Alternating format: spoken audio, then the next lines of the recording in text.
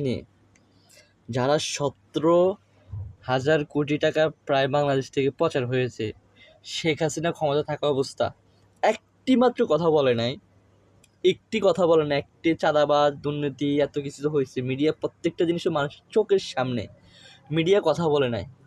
কিন্তু যখন হাতি গর্ত পড়ে গেছে তখন মিডিয়া আস্তে আস্তে সব কিছু প্রচার করতেছে, ঠিক আছে? এখন মিডিয়া বলতেছে যে ওই মুখ নেতা এত 1,000 কোটি টাকা পাচার করেছে, ওই মুখ নেতা এত।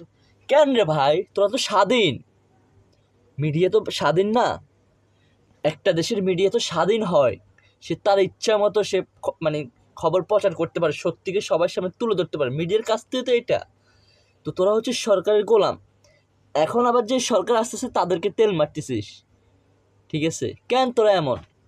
তোদেরকে দেখলে আসলে আমাদের লজ্জা লজ্জা লজ্জা হয়, ঠিক আছে?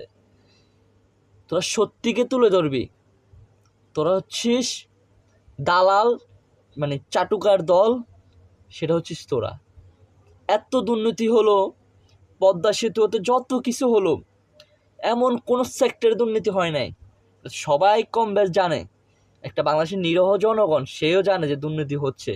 কিন্তু তোরা সাংবাদিকরা সারাক্ষণ তোরা নিউজ, তোরা যারা ইলেকট্রিক মিডিয়া আছিস, তোরা নিউজ করতি যে ওই উন্নয়ন ওই উন্নয়ন, এখানে ওই উন্নয়ন। একবারও চাঁদাবাজ, দুর্নীতিবাজ, ঠিক আছে, দখলবাজ, এগুলো নিয়ে তোরা কোনো নিউজ করতি না।